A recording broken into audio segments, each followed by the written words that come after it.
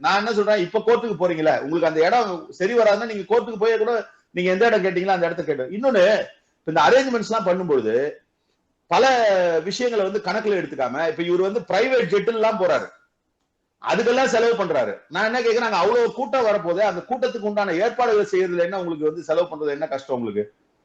நீங்க வண்டியில இருந்து தூக்கி போடுறீங்க தண்ணி பாட்டில. அதே மாதிரி இப்ப நீங்க இந்த மாதிரி காலம் கடந்து காலம் தாழ்ந்து தலைவர்கள் பிரச்சாரத்துக்கு எல்லாம் போன காலம் உண்டு.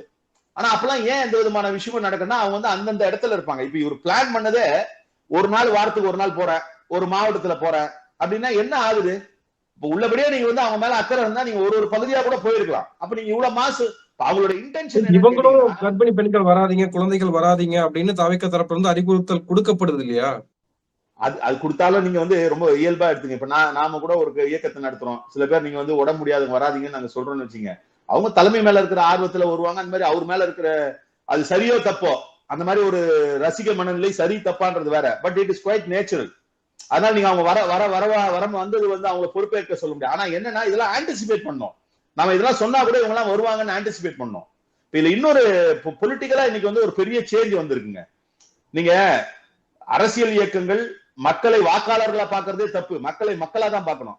ஆனா இன்னைக்கு வாக்காளர்களை நுகர்வோர்களா பார்க்கக்கூடிய கலாச்சாரம் இருக்கு. கன்சியூமர் மாதிரி பாக்குறாங்க. இந்த கலாச்சாரம் எங்க இருந்து வந்ததுன்னா, இன்றைக்கு வந்திருக்கக்கூடிய இந்த வியூக அமைப்பாளரு நாங்க வந்து ஸ்ட்ராட்டஜிஸ் பிளான் பண்றோம்லாம் ஒரு செட்டப் வந்திருக்குல்ல இன்னைக்கு பாலிடிக்ஸ்ல. முன்னாடிலாம் யாருங்க டிசைட் பண்ணுவாங்க கூட்டத்தை நடத்தணும்னா, கட்சியினுடைய மாவட்ட செயலாளர் டிசைட் பண்ணுவாரு. இந்த ஸ்டேஜ் இங்க, இந்த இடம் இங்க, தலைவர் இத்தனை மணிக்கு வருவாரு, இங்க வருவாரு, இங்க போவாருன்னு கட்சியில் இருக்கக்கூடிய நிர்வாகிகள் பண்ணுவாங்க.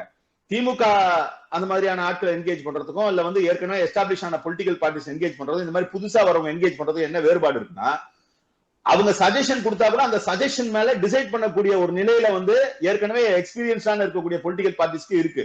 அவங்க சொல்றது எல்லாத்தையும் அக்செப்ட் பண்ணிக்க மாட்டாங்க. ஆனா இங்க வந்து இந்த வியூகத்தை அமைச்சு கொடுக்குறேன் நான் வந்து இது வந்து ஏன் இது மாதிரி சிந்தனை வருதுன்னா, மக்களை மக்களா பார்த்தா இது வராது. மக்களை கன்சியூமர் மாதிரி எப்படி ஒரு வியாபார பொருளை வியாபாரத்தை கொண்டு போய் சேர்த்து நம்ம வந்து வியாபாரத்தை சேல்ஸ் இன்க்ரீஸ் பண்றோமா, அது ஒரு இயக்கத்தை ஆரம்பிச்சு ஒரு கட்சியை ஆரம்பிச்சு இந்த கட்சிக்கான மைலேஜ் கூட்டுறோன்ட்டு இவங்க வந்து இந்த மாதிரியான உக்தி எல்லாம் ரொம்ப கேவலமான சீப்பான உக்தி எல்லாம் சொல்றது அவங்கதான். என்ன மாதிரியான உக்தி? நாம வந்து கால தாமதமா போவோம், கால தாமதமா போனா நல்ல மாஸ் சேர்ந்துரும், மாஸ் சேர்ந்துன்னா நமக்கு இருக்கும், ஒரே இடத்துல நடத்துவோம். நாம வந்து இப்ப ஏன் இவர் வந்து ஒரு மாவட்டத்துக்கு ஒரு இடம் போறாரு? போலாம்ல, ஒரு மக்களை தேடி தானே போறீங்க, மக்கள் கிட்ட தானே வந்தீங்க.